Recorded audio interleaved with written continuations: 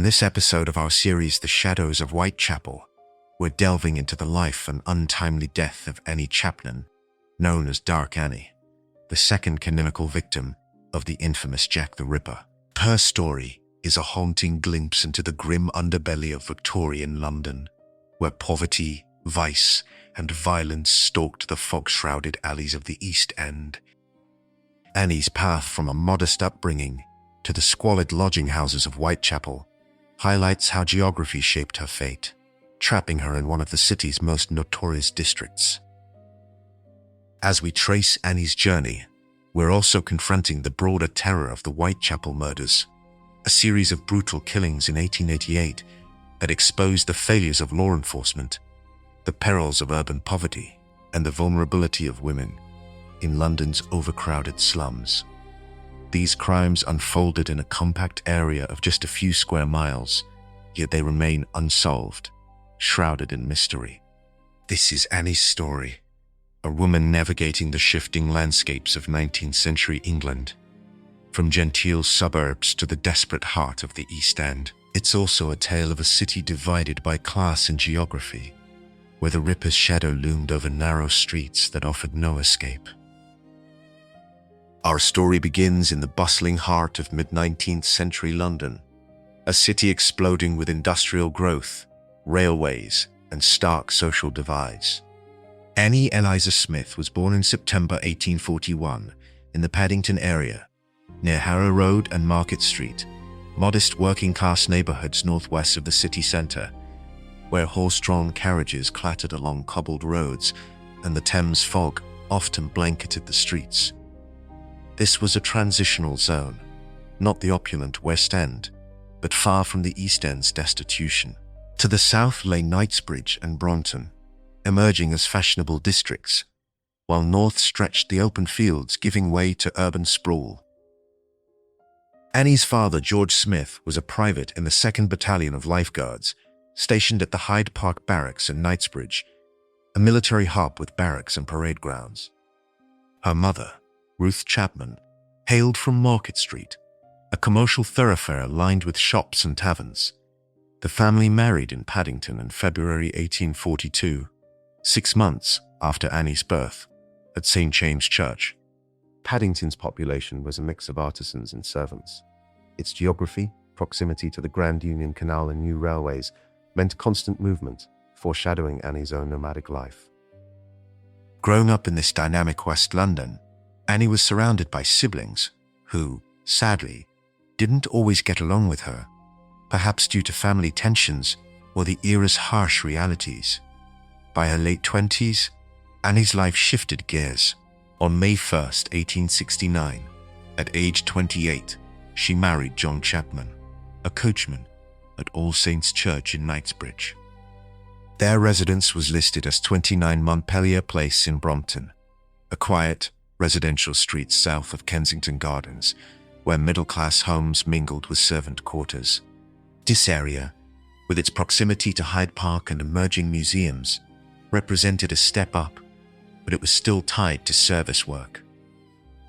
The couple's early married life involved several moves, each reflecting the geography of Victorian mobility.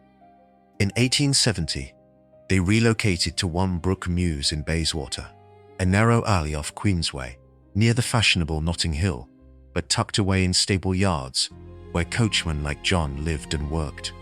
By 1873, they were at 17 South Bruton Mews in Berkeley Square, Mayfair, an upscale enclave of grand townhouses and private clubs, where John likely served wealthy families. These West End addresses offered relative stability, but the Mews were hidden service lanes, underscoring their working-class status. In 1881, the family ventured outside London to Windsor, about 20 miles west along the Thames. John took a job as a domestic coachman for Sir Francis Best Terry at his estate St. Leonard's Hill Mansion on Grove Road, a residential street near Windsor Castle and the Great Park, a royal town with manicured lawns, barracks, and the castle's towering presence. Windsor's geography blended rural charm with courtly influence, providing a brief respite. Here, Their son, John Alfred, was born crippled and sent to a home, while daughter Emily Ruth died of meningitis at age 12, a heartbreaking loss amid the town's serene landscapes. But Windsor's idyll shattered. By 1884 or 1885, Annie and John separated by mutual consent, amid reports of her drunken and immoral ways. Annie had been arrested multiple times for drunkenness in Windsor's taverns, reflecting the era's widespread alcohol issues in market towns.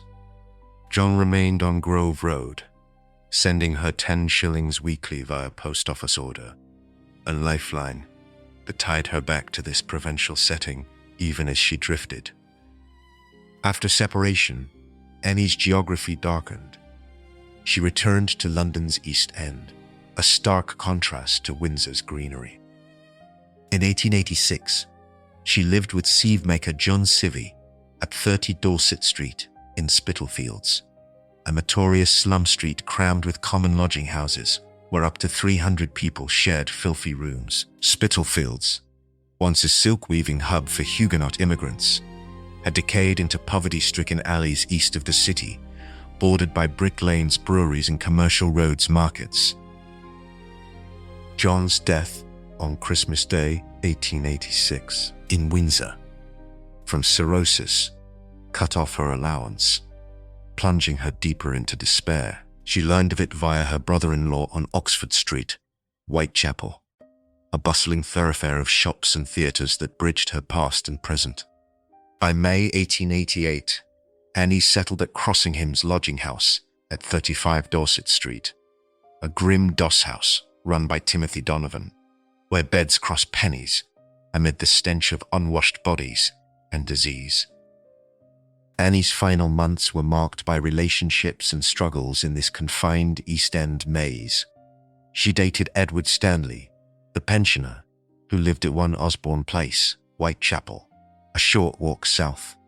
They spent weekends at Crossingham's, partying early Sundays. Annie turned to prostitution in areas like Stratford, east along the Lee River, but survived on crochet work and flower selling near Commercial Road, a vital artery for trade and vice.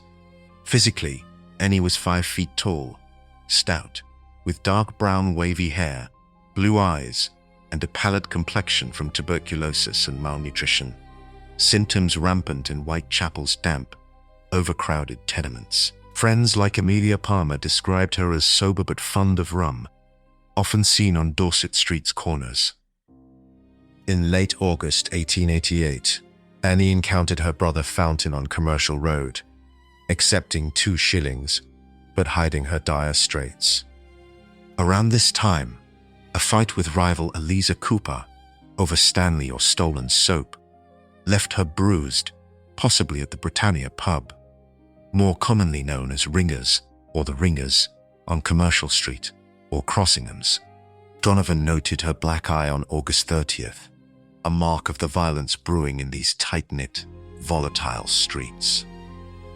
September 3rd to 4th, Annie confided in Palmer on Dorset Street about her illnesses, eyeing hop-picking in Kent's Fields, a seasonal escape fire train from Liverpool Street Station.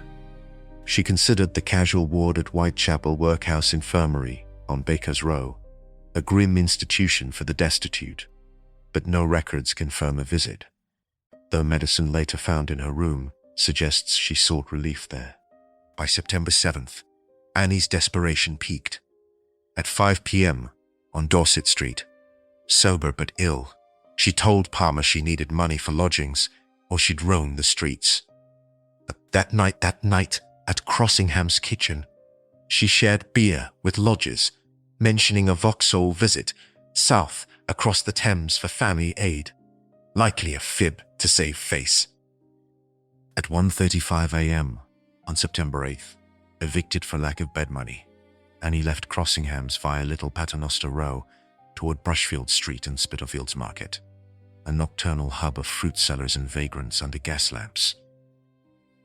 At 4:45 a.m., John Richardson checked 29 Hanbury Street's backyard, a dingy courtyard off the busy Hanbury thoroughfare, lined with workshops and tenements. He He saw nothing amiss, sitting yards from where Annie's body would lie. By 5:30 a.m., Elizabeth Long spotted Annie with a man at 29 Hanbury Street shutters. Hearing "Will you?" and "Yes." Hanbury Street, a mixed commercial residential strip, connected Brick Lane's breweries to Commercial Street, its backyard's hidden oasis for illicit encounters. Moments later, neighbor Albert Kadosh, at 27 Hanbury, heard "No," and a thump against the fence, echoes in the shared yards typical of Whitechapel's overcrowded housing. At 6 a.m., John Davis discovered Annie's mutilated body in 29 Hanbury's yard, throat slashed, abdomen opened, organs removed. The Ripper's precision suggested anatomical knowledge, in a spot just off the street, yet concealed by high fences. Dr. Bagster Phillips' examination revealed recent bruises, advanced disease, and expert cuts, likely with a long blade. The yard smears and layout indicated no struggle. Annie entered alive, perhaps lured from Hanbury Street. Annie's possessions: scrap envelope from Sussex Regiment, combs, rings stolen, scattered in the yard, linking back to her lodging house life. The geography amplified horror. Whitechapel's labyrinthine courts allowed the killer to vanish into crowds or alleys.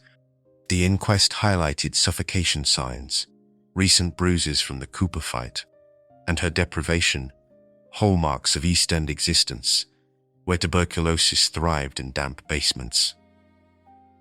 Annie's funeral on September 14th was secretive. Her body moved from Whitechapel mortuary via Hanbury Street to Manor Park Cemetery in Forest Gate, East London, a vast, orderly Victorian burial ground, contrasting Whitechapel's chaos. Buried in Public Grave 78, Square 148, her relatives attended quietly at Sebert Road. As the fog of history begins to lift from the cobblestone streets of Whitechapel, Annie Chapman's story lingers like an unresolved chord in a Victorian symphony, haunting, tragic, and profoundly human. In this final chapter, we reflect not just on the life snuffed out in that grim backyard on Hanbury Street, but on the enduring shadows cast by her death and the Ripper's spree. Annie was more than a victim. She was a mirror to the fractured soul of 1888 London, a city where the glittering spires of progress towered over the abyss of human suffering. Her journey, from the leafy avenues of Windsor to the fetid alleys of Spitalfields, illustrates how the invisible threads of geography, class, and circumstance wove a net from which escape was impossible. In the East End's warren of courts and passages, where gas lamps flickered like dying hopes, Annie's fate was sealed not by destiny alone, but by a society that turned a blind eye to its most vulnerable.